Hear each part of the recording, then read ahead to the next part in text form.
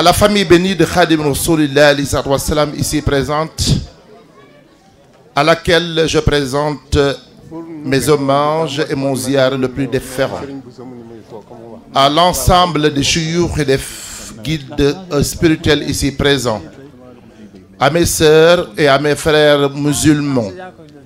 Assalamu alaikum wa rahmatullahi ta'ala wa barakatuhu. Je vais être bref dans la mesure où il y a eu deux grands prédécesseurs, deux éminents intervenants qui ont tellement parlé d'une manière, dans un premier temps, de l'historicité du Magal de Touba, et lui, le grand, et mon frère, Talib Serigne Saliou Mbacké Seydi Abdallah Fahmi, qui nous a parlé avec éloquence des vertus éminentes de celui qui est le serviteur privilégié de Rasulillah sallallahu alayhi wa sallam, Khadim al-Mustafa.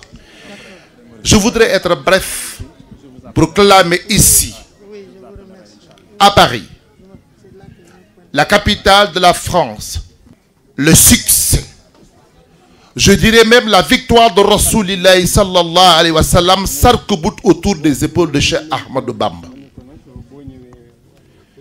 C'est le jour du jugement dernier. Le meilleur des prophètes, Khatimun Nabiyina d'Imam Moussalim, Muhammad Rasulillah sallallahu alayhi wa sallam, aura à lever fièrement et hautement la tête. C'est parce qu'il compte en lui, dans ses rangs, un homme d'une telle envergure que Cheikh Ahmadou Bamba Khadim Rasoulillah. Dans la mesure où, nonobstant toutes les djihad qui ont eu à être faites depuis Badr, nonobstant toutes les guerres qui ont été menées par les Sahabat Rasoul, par ses compagnons, nonobstant toutes les guerres qu'ont mené les grands imams jusqu'au terroir sénégalais, il y avait eu comme un moment une défection, une infection de l'islam. Défection des troupes, infection des valeurs que Mohammed avait eu à instiller dans sa sunna. Dans la mesure où la puissance coloniale française avait eu à phagocyter l'Afrique en organisant de façon duelle une organisation administrative qu'on appela en son temps l'Afrique occidentale française AOF et l'Afrique équatoriale française AEF. Ces deux entités avaient comme pyramidale exécutive, comme chef, celui qui devait être le gouverneur général qui scie dans la capitale du nord du Sénégal, Saint-Louis. Ainsi donc, le Sénégal était deux fois capitale de la France, capitale de l'AOF à Dakar, capitale du gouvernorat exécutif à Saint-Louis du Sénégal. Pourquoi? Pour le simple motif qu'il fallait créer ce qu'on appela en son temps une pépinière.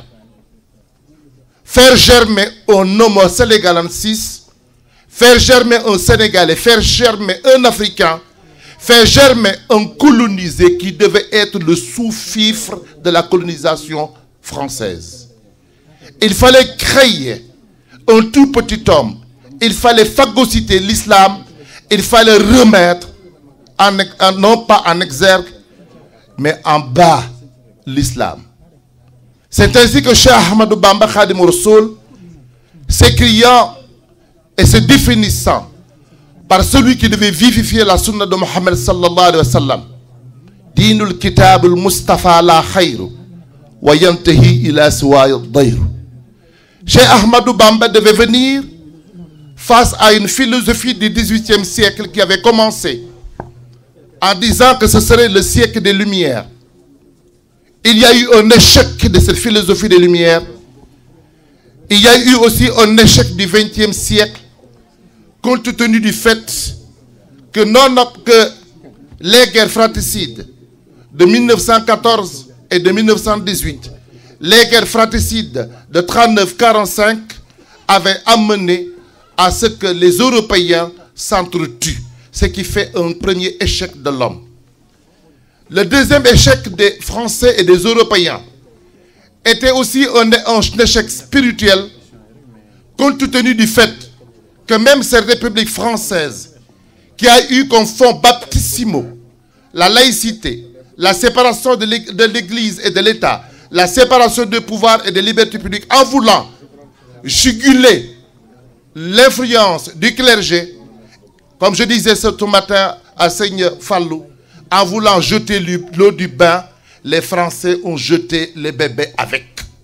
C'est-à-dire, en voulant lutter contre la mainmise de l'Église qui représentait la spiritualité, la laïcité n'était plus devenue le choix à tout individu à une liberté de culte, mais au contraire, à lutter contre la spiritualité. C'est ainsi que la crise des valeurs retomba jusqu'à ce jour dans ces sociétés européennes et américaines. Il y avait donc une chose qui devait être faite, c'était donc la réconciliation de l'homme avec Allah subhanahu wa ta'ala. C'est ainsi que Cheikh al-Qadim déclara à qui voulait l'entendre et l'accepter, c'est par moi que Dieu aura à vivifier la sunna de Mohammed alayhi salam. C'est par moi que l'islam aura à redorer son blason d'or. C'est ainsi que Cheikh al-Khadim fonda son action par la foi, le culte exécutif de Dieu, la pratique saine et sereine conforme à la sunna de Rasulullah sallallahu alayhi wa sallam, comme il le clame si bien. Ainsi donc, face aujourd'hui aux vicissitudes et aux velléités qui font en sorte que l'homme est complètement désintégré, il est fort que le message de Cheikh Ahmadou Bamba soit aujourd'hui pérenne, compte tenu du fait qu'il allait réconcilier l'homme avec Allah. Rien aujourd'hui ne peut faire en sorte que ce message soit effacé, compte tenu du fait que la recherche de la spiritualité, la nécessité de la spiritualité, la réconciliation de l'homme avec Allah est aujourd'hui la seule voie, la seule viatique nécessaire pour que l'homme puisse être en paix avec lui-même et puisse construire la paix partout. Voilà donc ce que je voudrais amener comme forme de contribution.